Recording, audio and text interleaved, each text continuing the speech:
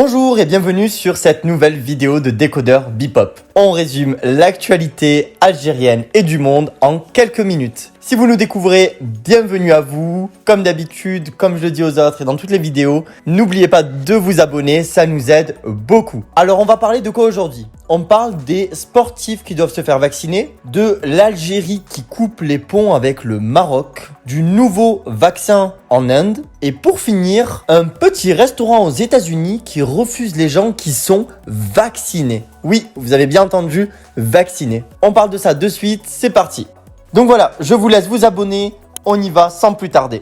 Alors que le gouvernement hier a annoncé l'allègement des mesures de restriction, le ministère de la Jeunesse et des Sports a déclaré que la vaccination contre le Covid sera obligatoire pour tous les athlètes algériens engagés dans les compétitions de 2021-2022. Cette campagne de vaccination concernera aussi les équipes techniques, médicales et les membres dirigeants des sportifs. Le but est bien sûr de permettre la reprise des entraînements et des compétitions sportives, toutes catégories confondues, dans des conditions sanitaires plus sécurisées. Par conséquent, un pass sanitaire sera également mis en place dans les supporters des différentes disciplines sportives afin qu'ils puissent accéder au stade et aux différentes enceintes sportives. Donc voilà, après le corps médical, le corps enseignant, maintenant c'est le corps sportif qui va devoir se vacciner. Est-ce que c'est une bonne chose ? Il y en a qui sont un peu contre car ça oblige le vaccin, mais la plupart sont quand même en faveur car le vaccin reste actuellement en Algérie la solution qui pourrait permettre à la population de sortir de cette crise sanitaire dans laquelle on est avec tout ce qui se passe sur les bouteilles d'oxygène, les manques et le nombre de morts. Donc voilà, n'hésitez pas si vous avez votre avis à réagir directement en commentaire. Et nous, on passe au sujet suivant. Vous n'avez sûrement pas dû le rater, l'Algérie qui coupe les relations avec le Maroc. Même si on le sait que les relations entre le Maroc et l'Algérie sont traditionnellement difficiles, en tout cas entre les gouvernements, pas forcément entre le peuple, les récents événements n'ont fait que les rendre encore plus compliqués. On vous avait récemment dit que le gouvernement algérien a accusé le Maroc d'être impliqué dans les incendies meurtriers qui ont ravagé le nord de l'Algérie. Du coup, ils avaient décidé de revoir les relations avec le royaume. On a eu une réponse hier du ministère algérien des Affaires étrangères, Ramtan Lamamra, qui a annoncé la rupture des relations diplomatiques vers le Maroc, en raison, je cite, d'actions hostiles du Maroc à l'égard de l'Algérie. Il a justifié sa décision en ajoutant que la propagande et les services de sécurité marocains lançaient des rumeurs et diffusaient des informations malveillantes à propos d'Algérie. Il a quand même rassuré la population en précisant que cette décision ne touchera pas les citoyens des deux pays. En réponse, le ministère marocain des Affaires étrangères a regretté une décision telle que celle-ci qu'il considère comme étant complètement injustifiée. Il rejette les prétextes avancés par le gouvernement algérien et les considère comme étant falsicieux, voire absurdes. Mais il affirme tout de même que le royaume restera un partenaire crédible et loyal pour le peuple algérien. Et il continuera d'agir pour le développement des relations intermaghrébines saines et fructueuses. Donc voilà, c'est tout ce qui s'est dit de façon officielle. Encore une fois, c'est plus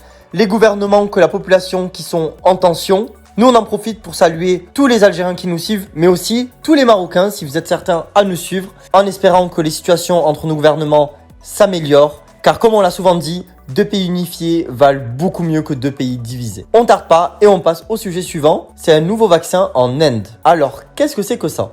Développé par la société indienne Zydus Cadila, le nouveau vaccin nommé Zykov-D a reçu le 20 août une autorisation d'utilisation d'urgence de la part de l'agence indienne du médicament. L'entreprise a annoncé qu'il était efficace à 66,6% contre les formes symptomatiques de la maladie et 66% contre celles liées au variant Delta.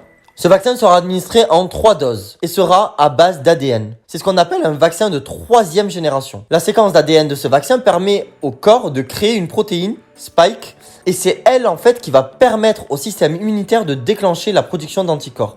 Donc les anciens vaccins, c'est quoi ? C'est on vous mettait une très petite dose de la maladie, le corps la rencontre, et là, il va créer des anticorps. Là, on va permettre du coup, à travers l'ARN messager, de créer directement en fait cette production d'anticorps. Les tests réalisés n'ont été faits que sur les animaux. Le vaccin doit encore faire ses preuves chez les êtres humains. Pour l'instant, on ne connaît pas les résultats de l'essai clinique. Le journal américain Quartz nous informe qu'aucune donnée de ce type n'est encore disponible publiquement. Mais bien sûr, on revient vers vous dès qu'on en sait plus. Nous, on pensait que c'était cool à dire car c'est le premier en fait pays du tiers-monde qui fait son vaccin et on trouvait que c'était une excellente chose. Donc pourquoi pas à l'avenir les autres pays qui créeraient chacun leur vaccin pour ne pas justement être dépendant des autres pays. Le sujet suivant, c'est la coopération coopération internationale qu'il y a à repenser. En fait, le directeur général de l'OMS, Tedros Adhanom Ghebreyesus, je fais comme je peux pour la prononciation, révèle des chiffres assez troublants. C'est le fait que 140 pays auraient été vaccinés au moins à 10% de la population. Alors que sur le continent africain, seuls 4 pays ont atteint ces chiffres. 4 pays seulement ont dépassé les 10%. L'inégalité d'accès au vaccin donc est plutôt bouleversante. Selon lui, cette crise liée au vaccin révèle une faiblesse encore plus profonde qui est le manque de solidarité mondiale et le manque de partage. Il déclare que les pays ne partageant pas suffisamment les informations, les données ou encore les technologies ou les outils qu'ils possèdent pour s'entraider. Par conséquent, pour renforcer la solidarité mondiale, il appelle les pays africains à soutenir un traité international qui permettrait d'améliorer la coopération internationale face à cette pandémie. En novembre prochain, en fait, une session spéciale à l'Assemblée mondiale de la santé sera organisée. Ce traité pourra être discuté à ce moment-là. La directrice régionale de l'OMS pour l'Afrique, Machido Moeti, estime que cette pandémie est à la fois une opportunité mais aussi un rappel de ce qui nous oblige à repenser les systèmes d'équité que nous avons actuellement. C'est peut-être l'occasion d'investir davantage dans le développement d'un monde plus sain et plus juste, comme elle dit. Donc voilà,